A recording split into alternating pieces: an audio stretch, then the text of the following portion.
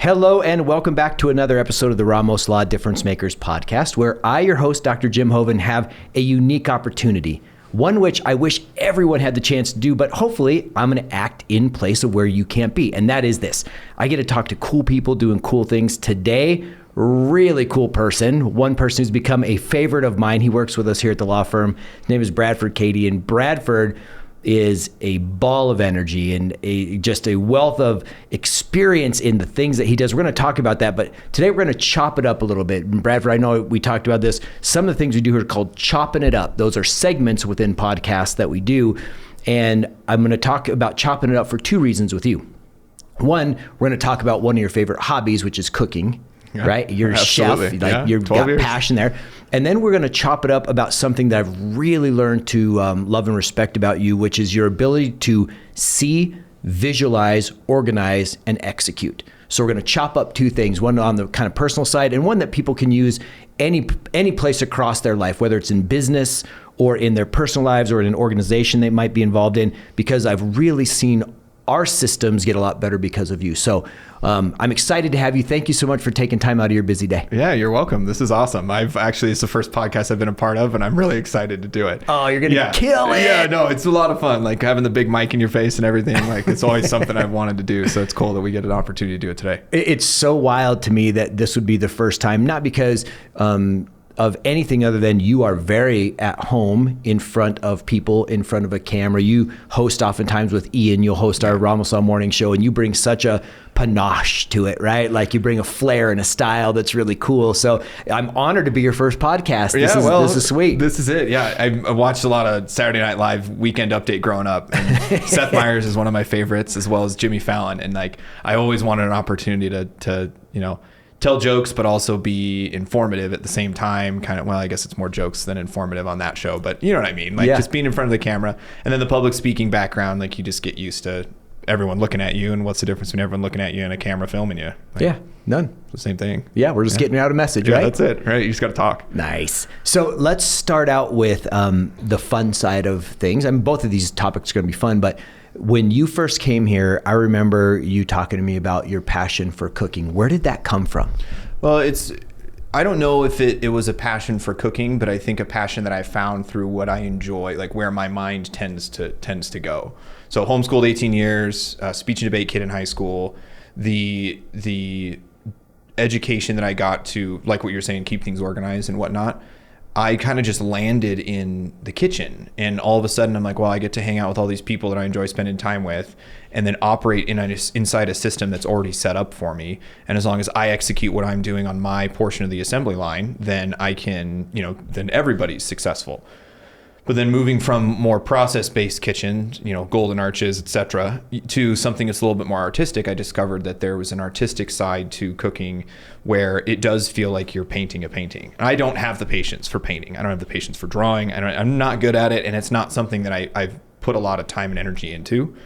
But the artistic expression you get from putting a plate together, saucing it a specific way, I did sushi for a little while, and sushi is all plating. Like you got to make it look nice. It needs to be uniform. There's like a very fulfilling artistic side of me that I didn't know that I had, that got unlocked when I was attracted to an arena that was very system based. Did you have an artistic side to you that you were aware of growing up? Because you said you were homeschooled and you were a speech and debate person.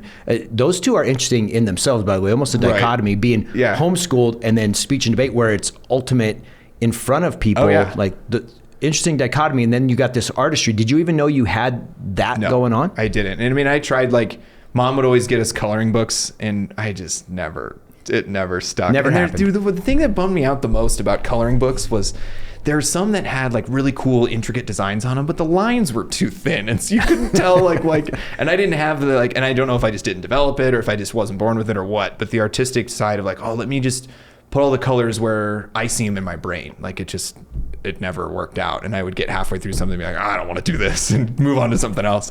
But no, so I never really had an artistic expression at home in education. I always leaned more towards like policy debate was my favorite. I loved talking about specifically foreign policy and the way that countries interact. And I thought that's what I wanted to do in college. And so it was numbers, articles, law review stuff, blah, blah, blah. That was all of high school. And so the art side just kind of got neglected, I think is probably the best word for it. But then again, when you look at that same sort of black and white systematic way that I operated in school, finding that in a kitchen, but then exposing the art was something that I even surprised myself with. Wow. And so when you found the art, first, we all get motivated and we get rewards, right? So motivated from dopamine, and we get dopamine from rewards, and it's this big circle, this cycle. Was it the originally the creation of the outcome that was the motivation, or was it once you got inspired through the artistry, did that give more motivation, or was it just all of a sudden it was seamlessly happening for you? Well, I think the point on the timeline that I think opened my eyes to it was when I started working behind the sushi bar. So not just like at a sushi station where you would crank it out and sell plates, but actually sitting in front of customers that decided to sit down in front of you, and you have to have a conversation with them because you're their server as well as their chef. And while you're having a conversation, also make their food. But then like you would get these customers, you're like, oh, this is Craig, and he comes here every Thursday at noon. And you got to figure out what he wants for his order. And then you're like, hey man, instead of that, like, let me fix you something real quick. Like, let me just try and see what I can come up with. And you know, when you get a savvy customer who's like, yeah, dude, do what you want, then you can kind of like, you start plating things crazy and you try new stuff, and your borders of the menu disappear. And that's where I think I realized like, oh, I can just do whatever I want. Like it doesn't have to be a recipe. It doesn't have to be, you know, what's it, the Krabby Patty recipe, right? Like bun, cheese, lettuce, tomato, patty. You know what I mean? It doesn't have to be that way every time. You can do what you want with it. And I think if I hadn't had that experience standing in front of people and they say, yeah, man, I trust you, do whatever you want, I don't think I would have unlocked that. So I think that's a really big step. I got a head chef job later on, and I leaned very heavily on my experience as a sushi chef behind the bar to sort of say, hey man, like just because you think you don't know how to do it is not an excuse for you to not try something. And if it doesn't work out, it doesn't work out. Like you've got a bankroll in a restaurant paying for your product. If it doesn't line up, do something else. Just it's not a big deal. And you have to kind of take those risks and do that. And you have to do the same thing. I had to do the same thing with these folks. Like, have you ever tried saltwater eel? And they go, And then what happens if they don't like it? You know what I mean? Well, you just make them something else. And you can try to make it fancy or however you want it to look. And I think it was the combination of the creativity of the ingredients plus the visual side of it, making it look nice. That's where it clicked. So beautiful. It's awesome. And I can tell that that's how you work throughout your system operation, like what you do. You look for that creativity, yet that self-accountability and being self-motivated to get things done. In your cooking adventures, is there a favorite thing that you've come to really love and enjoy, a type of food or a specific dish or group of dishes that you're just like, man, this allows me to get all the elements of creative and technical and output all together? I mean, it's kind of a lame answer, but sushi's really the answer for me. It's difficult in a landlocked state. You're going to get what any other landlocked state's going to get. It's very different when you're on the coast, right? Or even in another country. But I think that I have specific dishes that I created myself that I'm attached to, and I still have memorized, you know what I mean? But then there's not a specific type or something that I prefer over something else. I mean, I've had enough fried food in my day for a lifetime. So like, it's probably not going to include a fryer. It's probably not going to be deep fried anything. That's just not my favorite.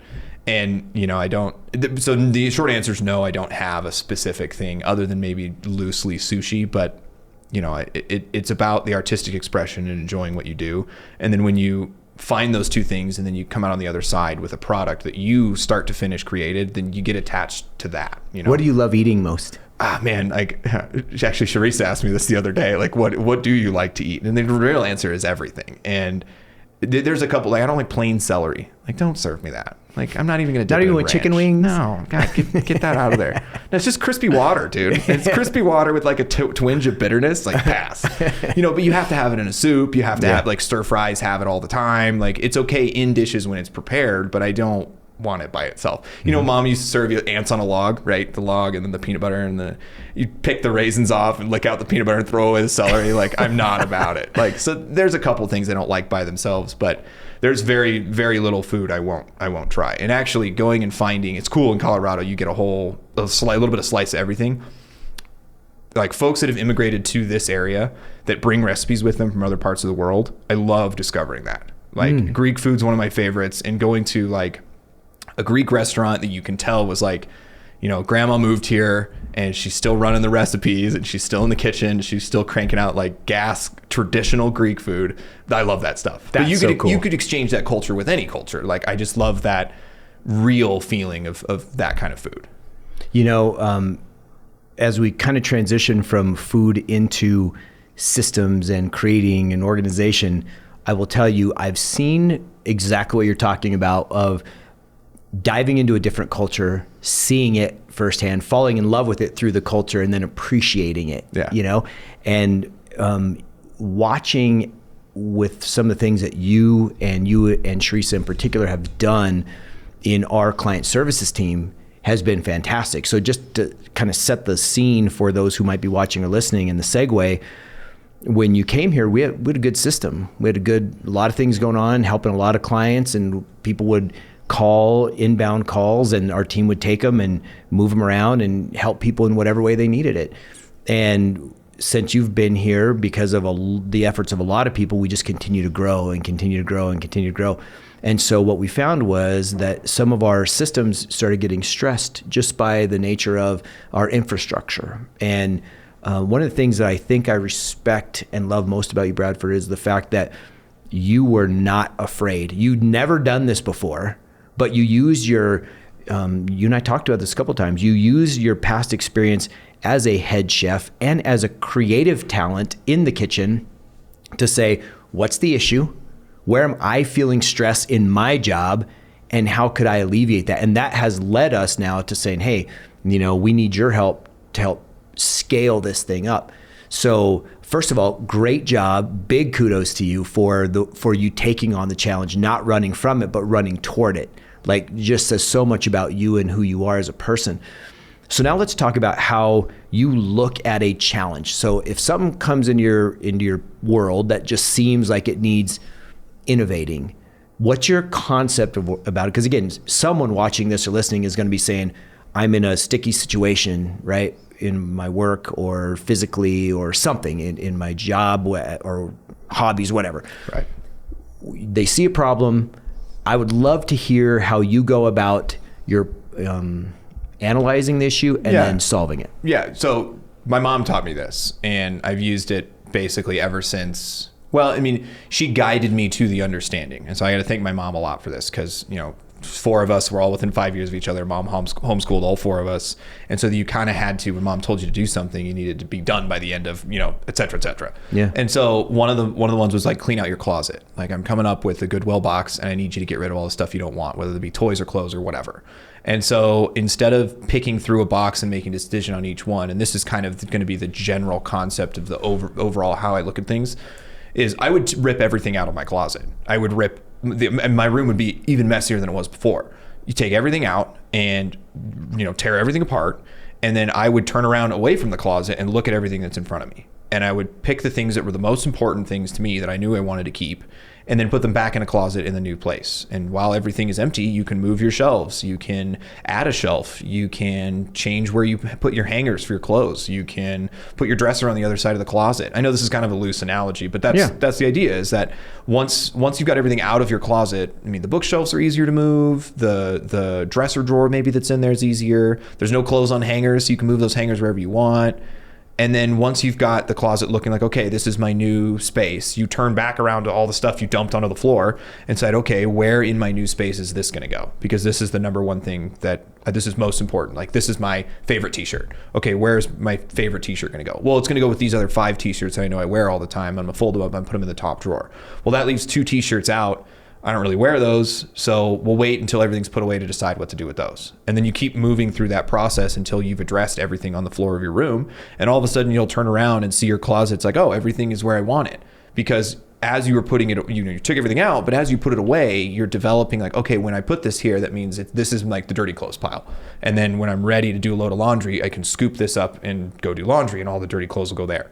Or when I get clean clothes back in, I'll always put my t-shirts in the top drawer, because as you're putting things away back in the closet, you're developing what you're going to do next time you get to a situation where this needs to be put away, right? Instead of just tossing it in there, you've got a spot for it to go now. Yeah. You're not going to find that spot to go unless you start by blowing everything out of the closet and starting over. Now, Obviously, this doesn't work for every system development perspective. It's not a straight across analogy. It's very loose. But that's what I learned to do. You mean even just at that age as a kid, where you got to clean your room or clean out your closet. And so you scale it up and you make it fit the situation that you're attempting to deal with. Like if you know that you've got clothes and you don't feel like you have room in your closet, blow it up. Figure out what you're not using. You may find 4 or 5 t-shirts at the bottom of that have never fit or haven't fit for the last 4 years. Goodwill pile. Well, you just made yourself four spots for more t-shirts. Right. And I think something goes along with that, Bradford, is really being able to ask, reflect, and then give good answers to questions that relate to what it is that you're trying to change or develop or evolve or innovate. For example, one of my favorite questions is why. And so here's how I would look at that in any kind of system. If we were looking at a system like what you do, for example, we've tasked you with making sure that our client services is working well to meet the need. I would first ask myself, what's working here that's just absolutely outstanding? It's this. Then I'd say, what seems to be stressed or not working or on the verge of not working, and see if I could make that list. And now say, why do I think this is working and this is not working? And that question of why, with the honest reflection time, now I can see the gaps of things that maybe I couldn't see before. And then, because we don't need to change these things necessarily, or maybe these things are springboards to something else on the what's working side.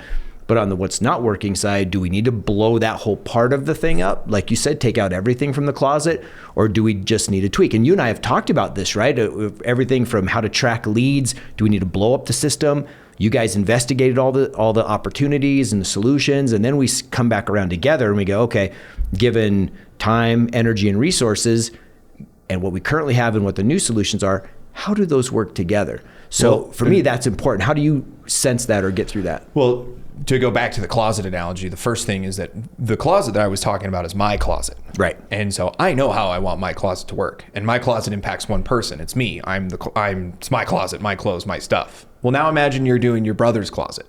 What works for your brother and how they do their closet and how they put things away, it may not make very much sense to you because that's not yours. Yeah, what if your brother's 6'7" and you're 5'9"? Right. Or what if he doesn't like folding his t-shirts? What if he likes hanging them up? Well, you can't walk in there and say, hey, these need to be folded, this needs to go there. That's not how if your brother's asking for help or reorganize his closet, you got to make sure that the goals or what the expectations he has for functionality match yours.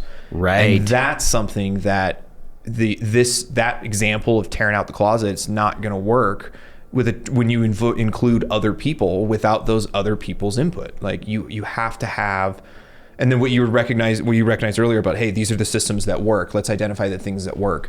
That's one of the first things you want to talk to your brother about. Like, hey, what's working for you in here, and why do you feel like you need to make a change? Mm-hmm. And they'll go, okay, well, I like where my t-shirts are, but I don't like how my jeans are organized. Well, now you're working with the person who's operating that space more frequently than you are, and you're helping say, okay, well, maybe let's try looking at it like this. Let's take out half of the closet, leave this half that you like, and we'll just do this portion.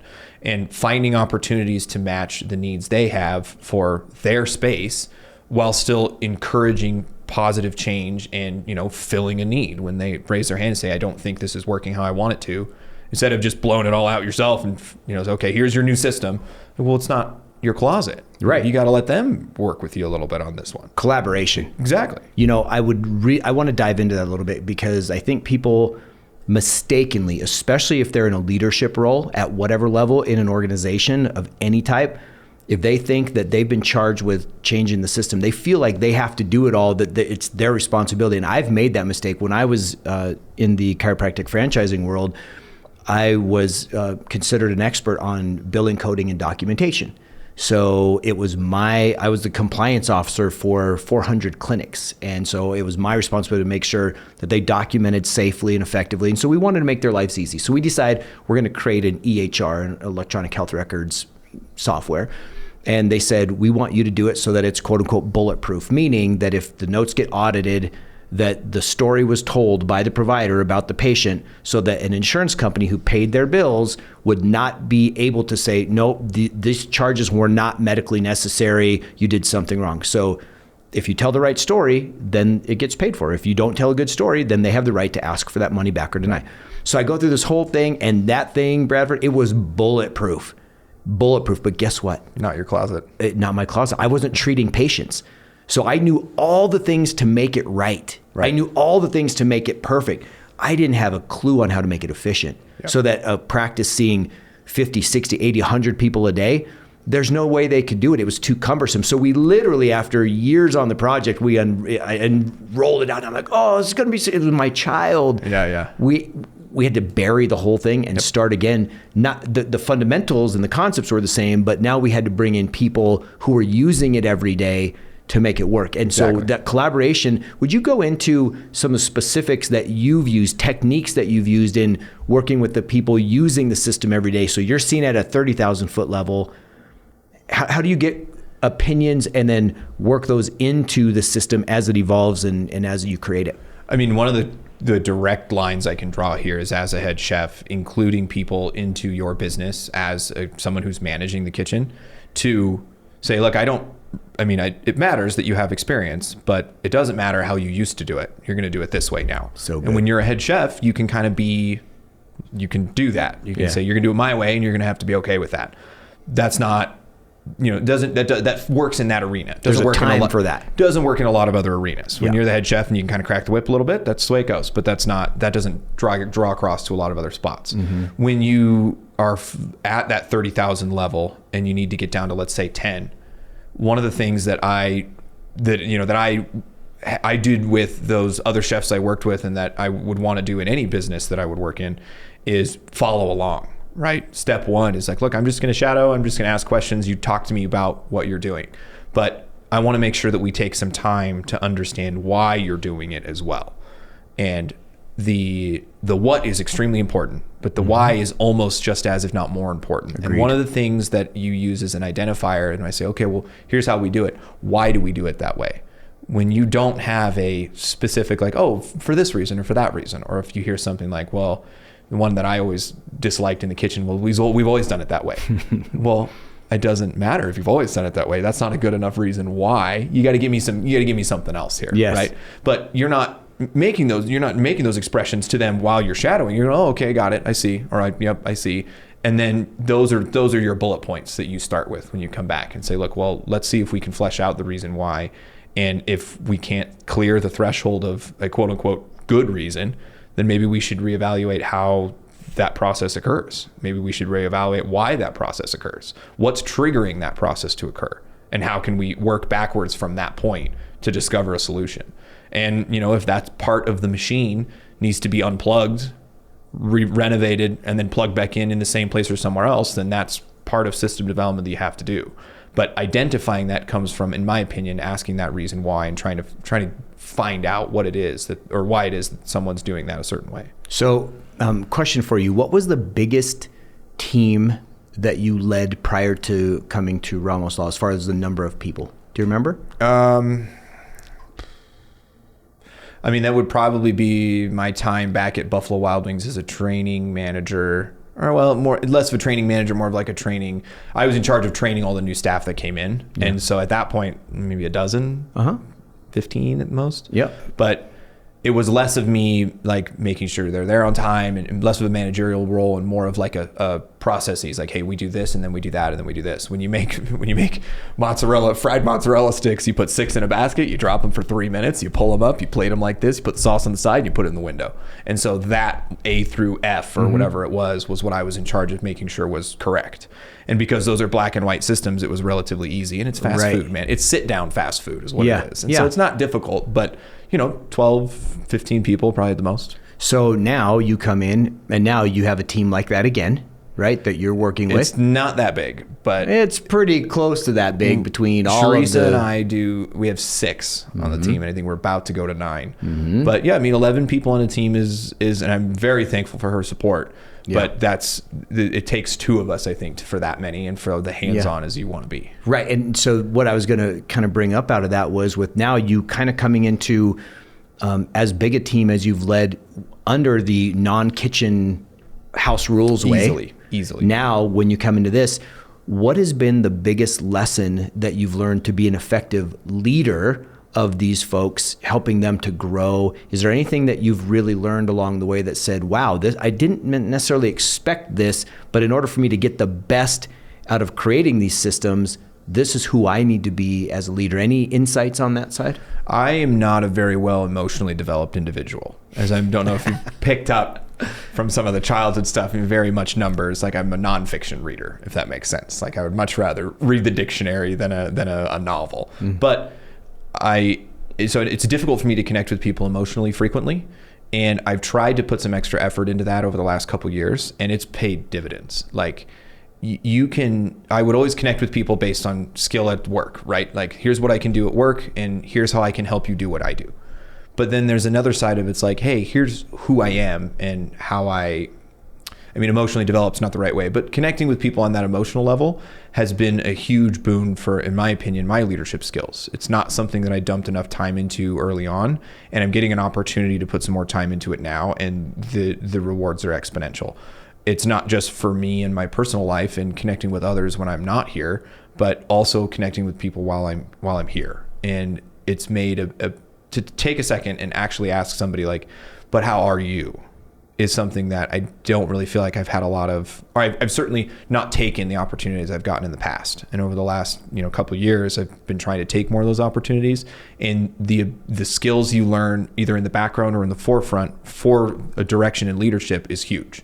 And I just didn't, it was something that, they always say that, they always tell you like connect with people, right? Emotionally and whatnot. And I didn't realize I wasn't doing it. And then now that when you realize there's a gap there, you put a little extra time in, and it's been pretty incredible. I'm interested in this kind of almost selfishly, but have you noticed we really put an emphasis on that in our company culture at Ramos Law? We have 5 core values, and one of is communicate openly and effectively. One is put others first, right? One is pursue excellence in everything you do, which you've talked about. Another one is care deeply, and our final one is have fun doing those things.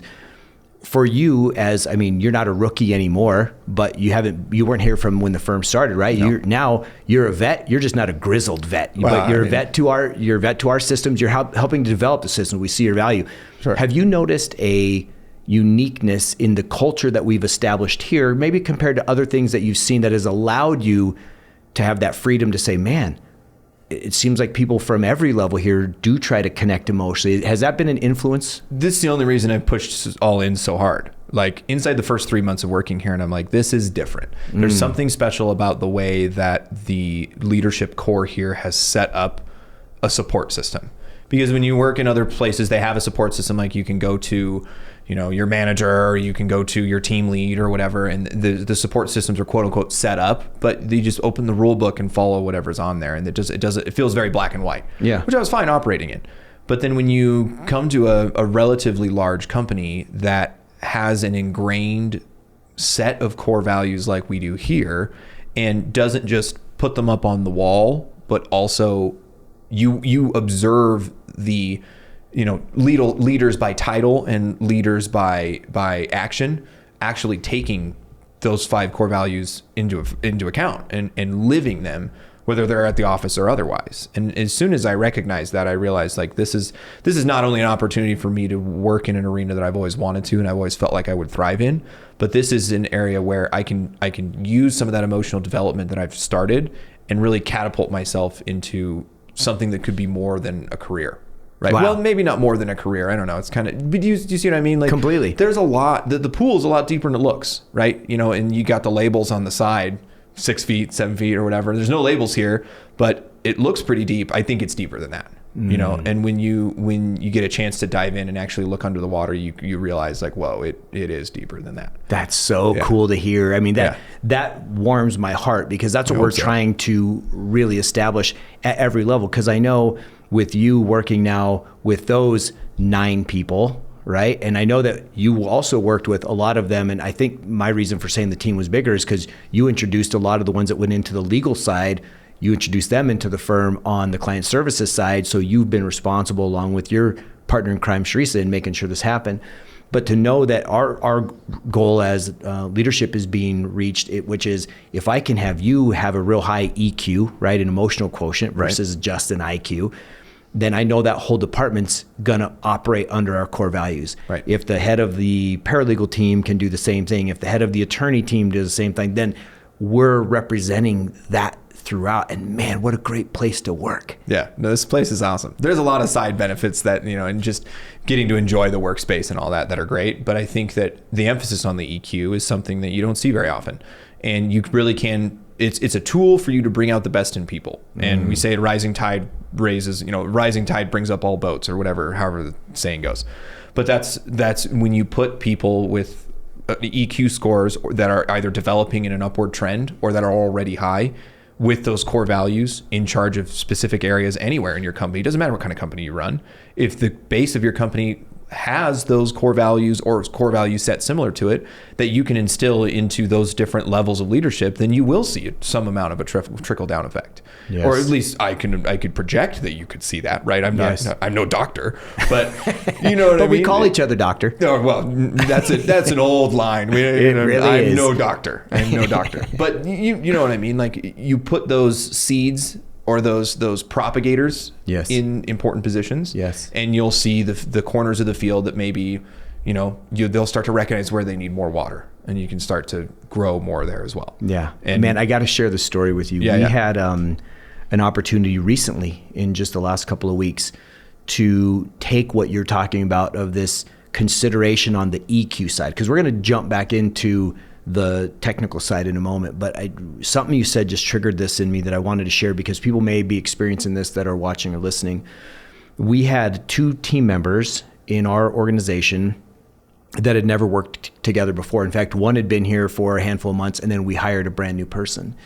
And when those 2 people came together, there was not an instant, let's just call it an attraction to each other's personalities and how they'd work together. Sure. And so we noticed it. Right. And we actually then started watching it, and then we started hearing from them that they didn't know if they could work with the other person. Each one came to us as leadership separately and said, I don't know if I can work with this person. Sure. And one of the things that I think I'm most proud of in the entire time that I've been with the firm, which has been going on 6 years now, is because we cared so much about them as people and about our ethos and our culture, we had multiple meetings with them as individuals, with us being present to say, okay, listen, it's not about the work. It's about how we get through a day. Right. Because if we don't enjoy the day, there's no way we're going to project that to our clients, the people who are supposed to be taking care of us, who are paying us to do so. So we had several meetings about, why do you feel this way? And let's talk about, and we acted as advocates for both sides and to help them come together. And even as of today, just in the last few weeks, I've seen, and they've talked about what a difference it makes, that we would invest our time into the EQ side versus, they'll work it out or one of them will leave, right? To me, that's exactly what you're talking about. And you can, man, this podcast is full of all sorts of analogies, not to be too ethereal, but like, you get a lot of metal parts inside an engine, right? And they grind against each other, they touch each other, there's friction. It doesn't work if you don't have those pieces moving, but you need some of that EQ grease to keep everything running smoothly. And you can't just have all of the parts and none of the grease. And so some of we talk about it in hockey a little bit, like a glue guy, right? Mm-hmm. The glue guy is like, okay, maybe he's not the best passer, maybe he's not the best scorer, maybe he doesn't hit real well, but everybody loves him and everyone wants to go out there and play their hardest for this guy. And maybe he doesn't make a whole lot of money, or maybe he doesn't everybody's on the same team. And those teams that put value on every player, not just because you get paid a lot of money or score a lot of goals, those are the teams that go win Stanley Cups. Yes. Right? It's about everybody that's on there. And so when you have the support system to reach out and be like, hey, my left winger is losing his mind over here. You've got your guys that you can go to that'll help kind of repair that situation and put the line back on top. Yeah. So good. I love it. So now talking about EQ, I think we've established you got to know on your teammates who's who and where they're at emotionally if you're going to get stuff from them physically, if you're going to get the best of them. Now let's talk about how you go about training someone to be competent, proficient, and then excellent. Because like you said, you want to help people become their best, right, at what they do. Is there any tricks, tips, techniques that you found that help people to really get it on average that you've been able to employ and want to share? Well, so first of all, going back to putting fries in a basket and putting it through a hot window, you need to know all the steps, right? If you're salting it while it's in the fryer, you're going to make a mess. You salt the fries after they've drained once they're in their container, right? So it's very important that you make sure that the game plan is set up. We do step A, 1, 2, 3, 4, 5. You move through them in order. Once you move through them in order, you should have an end result product. But you can't have people just machine cutting each one and have these choppy movements, right? Once you've got the assembly line down, then you can start to get these softer edges and finesse on the actual process itself. And in my opinion, because the minimum requirement is do the job A through B or A through C or whatever correctly. And once you get to that point, how do you elevate somebody's performance or your own performance to be able to deal with oncoming issues or problems or weird situations or, and not to, I'm not going to go back to the French fry example again. But for me, the answer there is confidence. How can you instill confidence in somebody that you're working with? Like, hey, you're doing this correctly. Mm-hmm. I want to give you the confidence not only to know that you're doing it correctly, but also to give you some confidence to have a little bit of freedom to say, hey, yeah, you're right. Even though the instruction booklet says 3 shakes, those 3 were a little light. So you can go 4, maybe 4.5, and have the confidence to say that you're not ruining the dish. You're not over salting it. You're not over seasoning it, because you're training the building blocks of the procedure. Mm-hmm. Then you're adding confidence to give them some finesse. And then from there, you can really start to introduce the artistic side of, okay, well now try swooping the sauce on the plate this direction, or try this technique or method, and you can add on and build up from there. But I think the base of it is confidence. You've got to be able to instill confidence. I love that answer. And I don't know that I would have thought of it, Bradford, but I will tell you, from the confidence side, what I'm hearing you say, and I agree 100%, confidence comes from a few things. Like, you can't just tell someone that they're doing a great job, especially if they're not doing a great job. That actually hurts them. But on the other side, sometimes we as leaders need to believe in our people more than they believe in themselves, or they'll never get confidence. So then finding places where they've gotten micro wins. Yes. Instead of the entire project being perfect, they just did this one thing really good. That's the fundamental. That's the ember or the spark that starts the fire of confidence, right? Mm-hmm. And I'm sure you've seen that. So a couple other things with confidence, I think, number one, believing in someone else more than they believe in themselves, because you saw something in them. That's right. Why they got the opportunity. 2, small pieces. 3, repetitions, right? Yeah. Giving them repetitions and not giving them too much at one time, that once they start seeing that, confidence leads to momentum. Yes. Momentum leads to results. Well, I think you can get results without confidence, without momentum. You can get results. You put something through the machine and, you get fries and this and you put it in the window. Well, those are results, but are those the optimal results, right? Great distinction. Pursue excellence, right? Yes. It's on the chart. Pursue excellence, one of the core values. Like, good is the enemy of great. Well, then great must be the enemy of excellent. Mm. So if you're okay with a good looking dish or a great looking dish, then, that's another part of it too. Like, why are you okay with that? Yeah. Like, there's gotta be a way that you can look back at the process of moving through the kitchen before it gets to the window, of instilling some extra level of confidence, or adding a new technique, or adding a new skill, or developing something in an individual, so that you can go from great to excellent. So how do you do this then? Sometimes there's mistakes that get made. I call it, from John Maxwell, it's one of his terms, failing forward, right? We all have to fail, quote unquote, in order to learn. We don't learn always from our successes, although we can, but we learn a lot from our failures or our inability to succeed in getting something done perfectly. How do you go about, with the people that you're working with, challenge them when they need to be challenged, but yet keep their confidence so you don't destroy them? What do you do? What do you say in those situations where they don't meet the mark? Two sides, right? The first one is you need to make sure that the process is being done correctly, right? And there are some core things, like you can't cook, and I told you I wasn't going back to French fries. We're going back to French fries. I love French fries. You can't cook them if you don't put them in the oil. So when you throw them in the microwave, that's just wrong. It's just not correct. It's not going to work. These fries come on a truck, they're frozen, they got to go in the oil. But bottom line, the basics are non-negotiables, right? And so if we're missing some basics, then we do need to go back to basic training, right? You got to put them in a basket and then into the fryer oil, And if we're struggling with that, then that's something I'm setting aside, because I'm going to assume that your training material has already got you to the point where you understand that fries go in the basket and then in the oil. But then beyond that, if you have some details that are off, if you have some important things along the process that aren't being done to, all the way to completion or to the standard that you would expect, the first thing that I would identify is what's being done correctly on the step.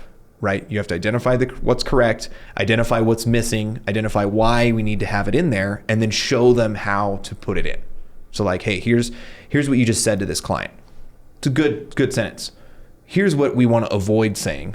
This section here, pull this out, and then let's find a way we can rephrase that and plug it in here. Well, how about this? Okay, plug that in there. Now this is why we need this sentence, phrase, paragraph, whatever, to come across this way, because we're attempting to communicate this and we're attempting to communicate that. Now there may be other good ways to communicate A and B here that we're trying to get to, but the methodology that you use to get to the goal that we achieved, we want to make these tiny adjustments so that we can get to A and B more effectively. Right. Because it's the more effective part and it's the more impactful, right? Because there are ways to get to the finish line, but are you getting to the finish line ready to run the next race, or are you getting to the finish line saying, I'm never doing that again? Right? And when you talk to these people and you have to challenge them, we call it, again, a fierce conversation, right?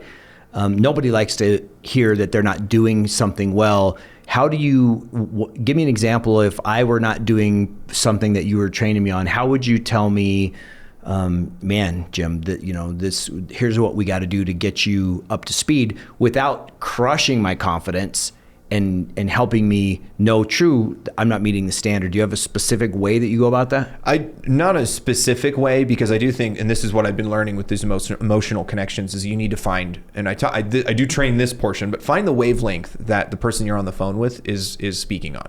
Match their wavelength, right? Match them where they are. And when it comes to speaking tone, that's relatively easy to discover. It's a little bit more difficult to match, but it's even harder on the emotional side, for me anyways.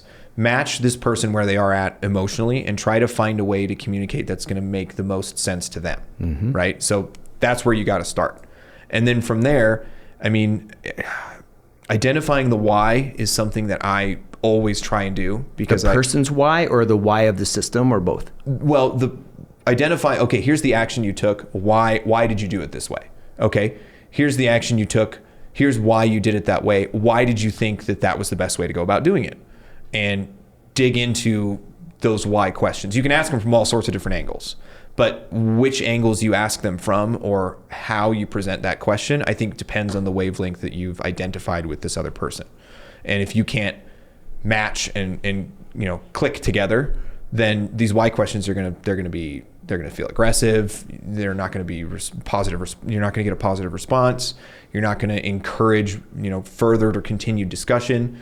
Matching is priority number one, in my opinion. How you would identify that sort of stuff, that I feel like it kind of depends on the person, and I couldn't give you a solid method of here's my playbook. You know what I mean? I don't know if I've developed that all the way yet. Well, I'll tell you what, you're developing it as you go, because I'm watching it. I'm watching it from the sidelines, right? As part of your cheerleading squad / coaching team. And I'm watching you do what you do, and I'm seeing that, and I've watched it even develop in the few short months that you've been taking on this project.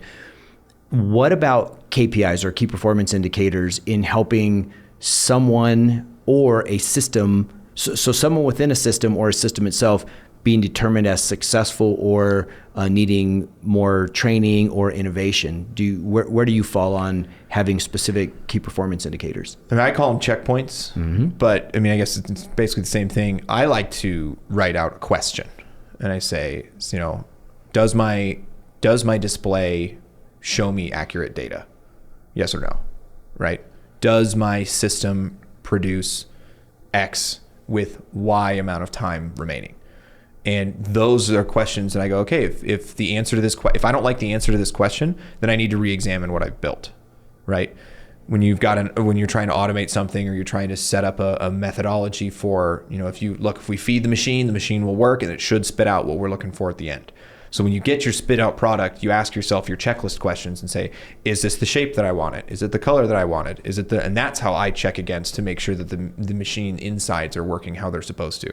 And then if you've compartmentalized the parts of the machine to be able to pull off a piece and go, okay, here's the, I don't know, flux capacitor, pick something.